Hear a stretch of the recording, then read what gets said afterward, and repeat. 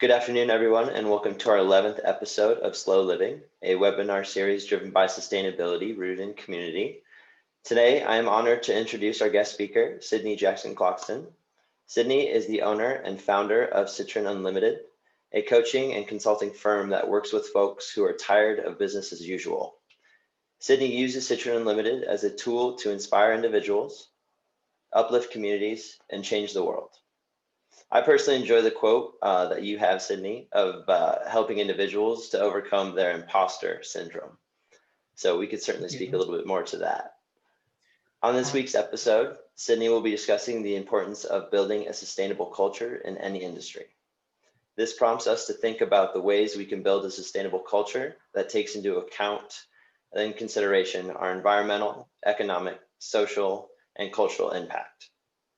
As a reminder to all in attendance, we will have a Q&A section at the end of the webinar and at the end of Sydney's presentation. If you have a question during her presentation, please send it in the chat box and I will unmute you and call on you to ask your question when we get to the Q&A section. So before I give the mic over to Sydney, I would just like to say thank you very much for being here, Sydney, and sharing a little bit more about yourself and your professional background. The floor is yours. Awesome. Well, thank you so much, Kevin, for having me. I remember we talked about this a few months ago, and I'm just so excited the day is here finally. And I just appreciate for the information you're providing to the community. Can you see my presentation okay? You're looking great. Great, awesome.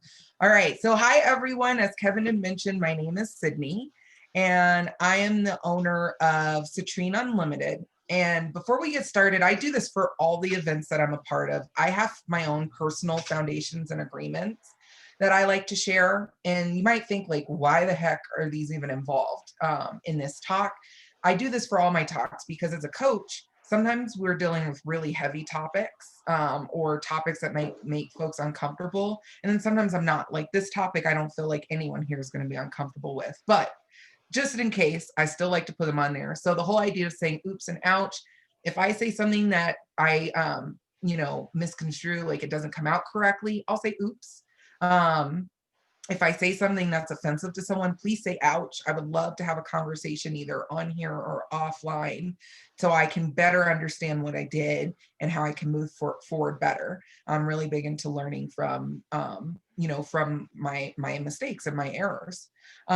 Challenge yourself. Discomfort can equal growth. If anybody can find out a way to make growth not uncomfortable, I would love you for life to tell me. So I love to put that on there. Take space, make space. I'm not too worried about this today, but just feel free to speak up if you normally are quiet, or if you speak a lot, please take a step back and let other folks have a chance to talk as well. We're all here for a reason. Just keep that in mind. Like we all attended or we're watching the replay for a reason. And then questions are welcome. So with this presentation, feel free to just ask me questions as I go, or there will be some time at the end as well. So who am I? So like I said, my name's Sydney. I am a coach and I do consulting. I do several things under my coaching and consulting business, all the way from event and retreat coordination to actually coaching individuals, coaching full-on organizations. I also do public speaking, and then, a variety of other things. And I'm really big into being a cause for transformation in folks' lives. Other things that I do, I am a mentor with Colorado Young Leaders. I work with a bunch of young adults, high schoolers, who are really big into leadership development, and then also community service. And I am a board member for Guided by Humanity, which is an all abilities yoga studio. So they really focus on making sure that folks with not just physical disabilities, but also with cognitive disabilities have an opportunity to participate in the yoga community. So I'm really big on experience. This is me and my partner in the front. I'm the little chocolate drop at the front going down the river. This was last year. The water was insane. It was so much fun. I like I said, I'm really big on telling my clients to go out and explore life, experience it. And you can learn so much from things like rafting, taking advantage of the natural landscape. I had to learn not only just to trust my partner, but the other strangers in the boat, right? I don't know these folks from Adam. And then also to trust myself. I'm really big on wildlife. My best friend, she is a AZA accredited zookeeper. I know some folks have different feelings about that, but she approaches working with animals from positive behavioral reinforcement instead of negative behavioral reinforcement. So we can always have a conversation about that. This is an enrichment experience where they literally opened the door to the enclosure and they were like, if penguins want to come out and do this, they can. And only 2 came out and painted for us and, spent time with us. So that was really interesting. And sometimes stuff doesn't work out. Shit happens. Okay. I'm gonna be honest. Sorry if I'm not supposed to say that word on here, but I did it. Okay, good. So this is me getting stuck in a bubble. I was going to roll down a hill and I'm a big girl. So I got stuck in the center and someone had to just take this photo first before helping me out before I suffocated. So that is me being stuck. But like I said, you try experiences, they don't always shake out, but it's the fact that you tried. So overview about today, I'm going to talk about what sustainable culture is. And I'm pretty sure a lot of you viewing this are pretty hip to sustainability, but I just want to run down the definition so that we're all on the same playing field. And then also how I've applied it personally to my business. And so when I talk about it in regards to my business, I would love for you to start thinking about how you can apply it to your business and what that might look like for you, or even in your personal life as well. So what is sustainable culture? Well, let's look at sustainability, right? We have the environment, we have people, right? So social, cultural, and then we have economics. So the whole idea of that triple bottom line working together. And then we have culture. What is culture? So culture, thanks to Wikipedia, that's where I got this information from. Culture encompasses pretty much social behavior or norms, right? So we see this happen where, I was watching a Netflix show called Emily in Paris, and it's a really great example of how like the American culture is so different from the French culture. Like it's very different. Or we even see it in our own towns, right? Depending on what part of town you're from, the norms are different. So every workspace to workspace is different. And it's all up to us as business owners, if you're a business owner watching this, to create the culture that we want to see within our organization. And then I just, of course, put that little triple bottom line bit on there with the Venn diagram showing where sustainable business is in the middle, where it all has intersection there. So how did this work for me? Pre-COVID, I was a responsible travel advisor. And pretty much what that meant is I was helping folks travel with sustainability in mind. This is me in front of, in Harry Potter World at Universal, Florida, literally the day before the park shut down for COVID. I had no idea. I did know COVID was coming, and I'm going to talk about that, but I had no idea how bad it was. So this is me at the travel agency there. I was like, oh, it's a sign. While I was in this business, I was committed to sustainability in the environment, sustainability to the local community, and integrity, right? So I made sure that when I was building my business, what did that mean? What were my values essentially? This is us also on that trip in the Mardi Gras parade, me and my sister and one of my brothers that could go. We're having a great time. No, there was no alcohol involved. We're just a high energy family. And this is us at Disney with our appearance with Darth Vader. So that's my mom. She graduated, and my siblings, one of our brothers, he had finals, so he couldn't go. I felt bad for him, but I was like, maybe next time. So I had this awesome business going. I was starting to really build, and then COVID hit. And something that I'm really big on in my business is to be proactive instead of reactive. And I think that's a huge part of having a business that's steeped in sustainability, is being able to keep up what's going on within your industry. So I actually was fortunate because my business was in travel, right? I get all these advisory warnings. So back in, what was it, October of last year, in 2019, I saw the advisory warnings for COVID-19 in October 2019. And it got me thinking, okay, well, this is in China. Okay, I don't have any clients going to China, so that's no big deal. And then when I saw in November that it hit Italy, I was like, this is not good. I don't know what this is. I haven't heard much about it, stateside, but whatever this is not good. Like, I need to really keep an eye on this because this is going to affect my business. So that's why one of the main reasons why I was able to pivot so quickly was because I was fortunate enough to be proactive and keep up on what's going on in my industry. So I had to pivot. Oh, sorry, I forgot to add. Part of my business too, I gave back to carbonfund.org.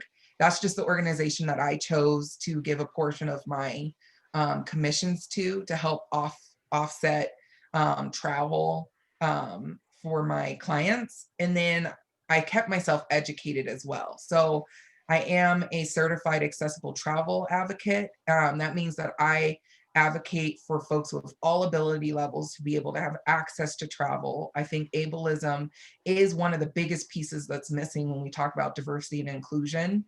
A lot of times folks just get stuck on race, but also ableism's huge.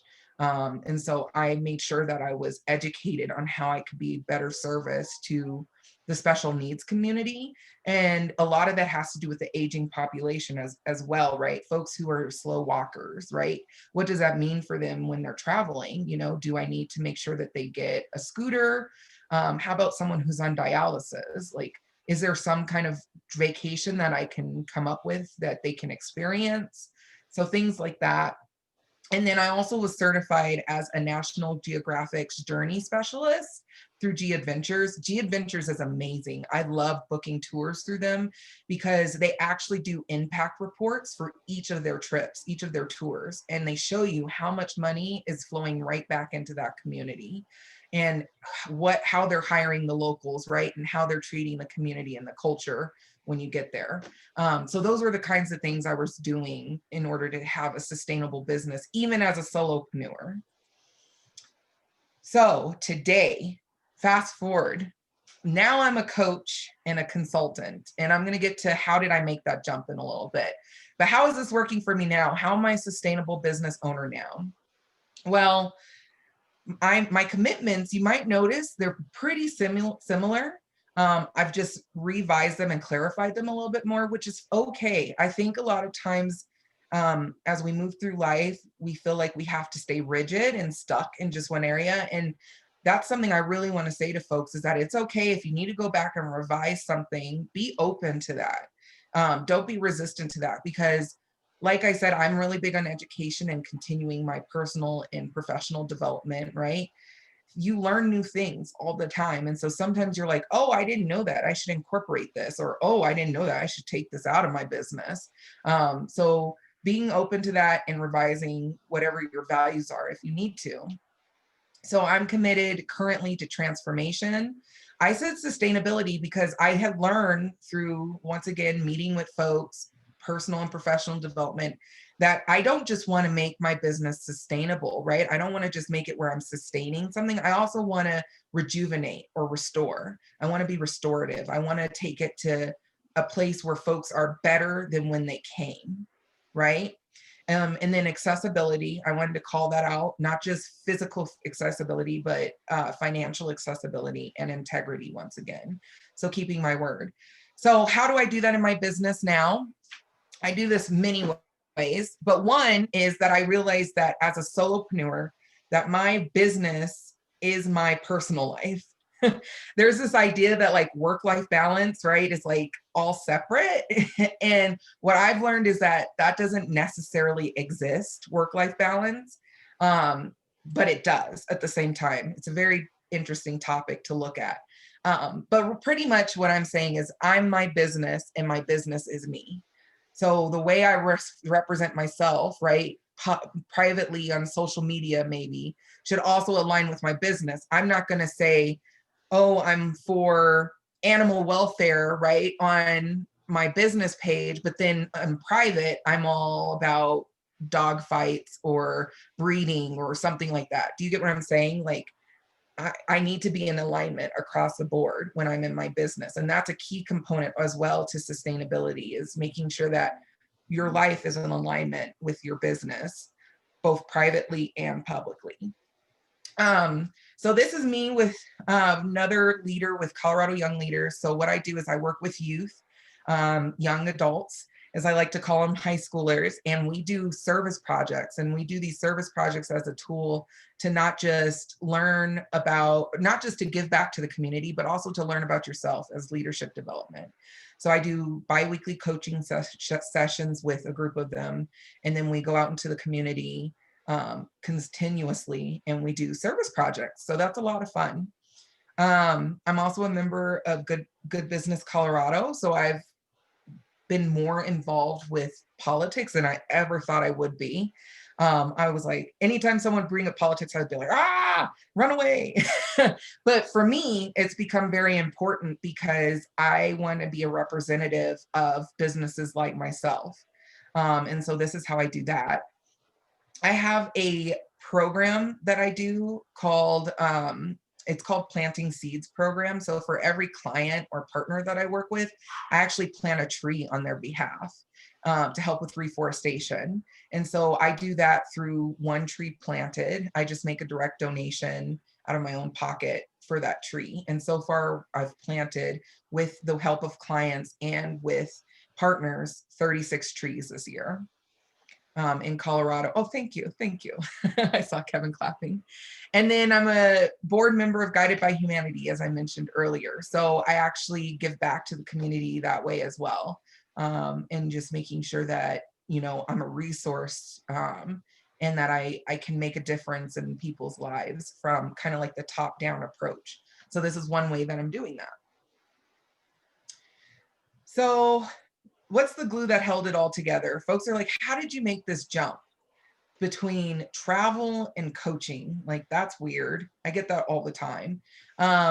Really where it came from is my commitment to sustainable culture, and then also having a clear vision and keeping that in the forefront. So I did some digging when I was trying to pivot, and I was like, why have I done all of the career experiences that I've done? When I look back through all my life and, you know, me working with others and me owning my travel business, why have I done that? And I realized the reason that I used to do event coordination for corporations, and then travel planning for corporations, and fundraising for corporations, and then moved into responsible travel and then coaching, is because I am heavily committed to creating transformative experiences, especially transformative experiences that create results. So for me personally, I want to give people that feeling.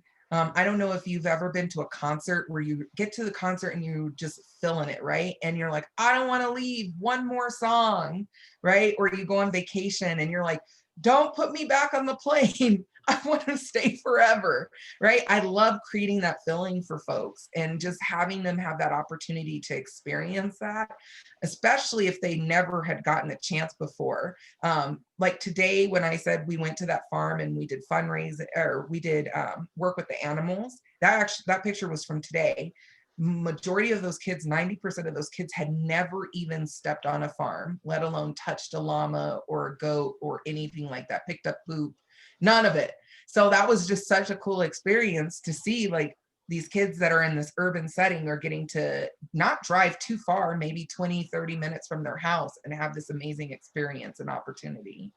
And so that's how I did that transition, is that now with coaching, I'm still doing transformative experiences, just in a different way. And I'm keeping to the sustainable culture that I'm committed to building within my organization. Another thing, like I said earlier, being proactive is so important in any industry, because what happens is folks can get really stagnant, right, and complacent and resistant to change. Imagine all the folks who were like, we're not getting on Zoom when COVID first happened, and they still are now trying to play catch up 7 months later after major shutdowns, when there are tons of other businesses that completely turn their ships around and they're already, creating all these new ideas and programs. So being proactive is really important, and really looking to see what's going on in your industry. That's a big part of sustainable culture. And then continuing your education.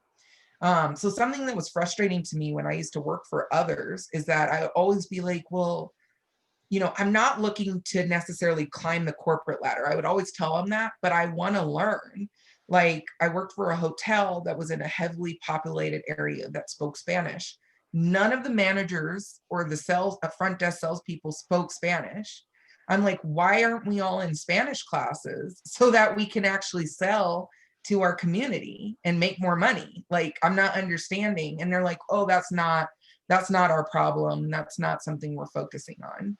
So I would get frustrated when I worked for others because there was no chance for personal and professional growth in that sense. And I would see that over and over again. And so I think that's a huge part of sustainable culture, as well as being open to continuing your education and innovation, right? Coming up with new ideas, learning from others, partnering with others. So yeah. So with that being said, that was pretty quick. I know I tried to be brief because I would love to get to some Q&As or maybe some thoughts and discussion if folks like to add anything. Before we get started with that, I just wanted to share my information on here. I also do tons of workshops. And if you'd like to continue this conversation, I offer a free 20-minute session for us to continue the conversation and talking some more. So yeah, anyway, I'll hand it back to you, Kevin. Thank you.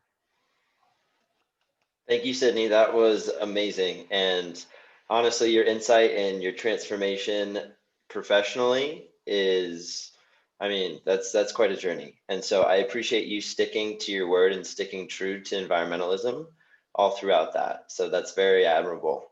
Thank you. Thank you. So Thank you. yeah, of course. I mean, like you're suggesting, it's so hard for individuals to stay true and basically reach out or even try to further their education.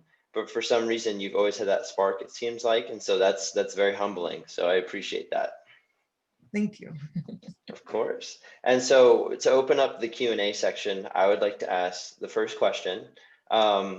So why the name Citrine Unlimited? And what sparked your passion regarding that specific name, I guess I should say? Yeah, you know what? It's so funny. So I'm a big believer in energy. Although I'm not gonna lie, I don't know a lot about energy, right? I'm learning. I'm not claiming that I'm an energy healer or anything like that. But Mhm. I'm a big believer in energy. I'm like, if the moon can move the ocean, right? Absolutely. Ocean's tides, then shoot. And I've seen some crazy things during full moons as well from humans. I'm like, there's something to this. So when I was thinking of my business, I really love different stones like amethyst and crystals and different things like that. And I was like, well, I don't want to do amethyst because even though I love the color purple, I was like, you shouldn't just name yourself because of a color. I learned that the hard way one time. Purple's So I my was like, favorite color as well. oh, it is it purple? Yeah, right. I was like, you would be purple recycling or something. Like, that doesn't necessarily Exactly. make sense. So so I looked at different stones and I was like, citrine, which I have a citrine right here on my desk. I just love it. Because what it really means is it's supposed to symbolize the energy of the sun, and it's supposed to be really bright and cheerful, but then also it's a big symbol of prosperity and abundance. And that's something that I'm big on in my life. And with doing coaching, I want other folks to have in their lives as well. Or when I work with an organization, I want them to have that abundance. So that's why I came up with the name Citrine. I love that. Thank you. Thank you Thank for the insight. I mean, honestly, there's nothing better than having like such a meaningful sentiment behind a name, especially Yeah, for a business. Like you're touching souls, you're touching individuals daily. And I mean, yeah, that's wonderful. Thank you for that. yeah. Thank you, Kevin. Of course. And so we are running out of time, but I wanted to ask you one more question, if that's all Okay, right with you. perfect. So in terms of Citrine Unlimited, how do you designate success? And what's your vision for the company in the future? Yeah. Whew. Well, I designate success in a couple of ways, right? So I am a business owner. And so me being able to create profit is important. I'm not going to lie, even though I believe in sustainability, Mhm. profit's not first, but it is very important. I have to be able to live. And the way that I feel like we have this mindset sometimes, and I generalize, right? Not everybody has this mindset, but I do feel that in our culture, we were taught that you can't do good and make money. Like there's this disconnect where it's either or. Either you're dirt poor and you're doing really good, or you're filthy rich and you're like a tycoon, like an oil tycoon or something. You know what I mean? Like, Mhm. so I believe that there can be balance between both. And for me, being successful would be able to not have to worry about buying groceries versus paying bills versus going to the doctors versus whatever, having access to what I need, but then also making enough to where I can start to really give back to the community more, because there is a lot of power behind the dollar. That's just how our society works, and I want to be able to give more access to people to be able to take courses and to invest in personal development for themselves, whether they're a client of mine, whether they're another business owner, whatever that looks like. I want to be able to help other folks that way. So that's one thing. And then also for me is just when I receive this has been crazy, Kevin, but I have been receiving in my inbox the most positive messages from people since I've started my business without me even asking for like testimonials. Just people Mhm. saying like, wow, you talk on imposter syndrome, which I know we didn't get to talk too much about today, but wow, you talk about imposter syndrome, and just talking about it in public like that and you being genuine really made me feel better. Like I feel the best I've felt in a long time. And that's not even with coaching yet. That's just them knowing they're not alone. Mhm. And so that has been really amazing to me. It makes my heart just like glow. Like if it could glow. Um, Oh, it and where already do I see does. it? Don't worry about Oh, that. It already does. thank you. And if I could see in the future where I want to be, I would love to have it where I'm not a solopreneur anymore. I would love to have a team. And so that's definitely where I would love to go with my organization. And I'm really building the foundation so that in the future that, once I do start to invite other folks on, that they know what the culture is like, and that they feel like they can be a part of it and that they're in alignment with me. And so that's exciting to me too. And that will also be determine success for me, is when I have other folks working with me that, are in alignment and just love what they're doing like I love what I'm doing every day. No, absolutely. I mean, growing a team, they need to incorporate all of those characteristics that you embody so well. So, I mean, is there anything else you'd like to suggest for our audience today before we sign off? No, just really just being open to change. Change is hard. It really is. And as we've all learned, I don't think there has been one person that hasn't been affected by COVID-19 in the world, possibly, right? Unless they live somewhere where there's like no the remote or something. Like, I'm pretty sure everybody's been affected in some way. And so just understanding that change is a part of life, and that what we really have control over is our reaction to things. We can't control what necessarily happens to us all the time, but we can control our reaction. And so that's what I would love to leave people with. That's amazing. Thank you so much, Sydney. And thank you for being here today and sharing your story. Honestly, your insights very valuable. Thank you for everything. Yeah, no, thank you, Kevin, for putting this awesome series together. I'm so Of excited to course. share the replay. So Yeah, thank you. and for everybody, it will be on our YouTube channel, RYM Recycling. So Sydney, I will get that over to you as soon as possible as well, so you can see the edit. But to sign off, we like to say respect your mother and respect each other. Have a wonderful rest of your evening. Love that. Bye. Bye. Bye.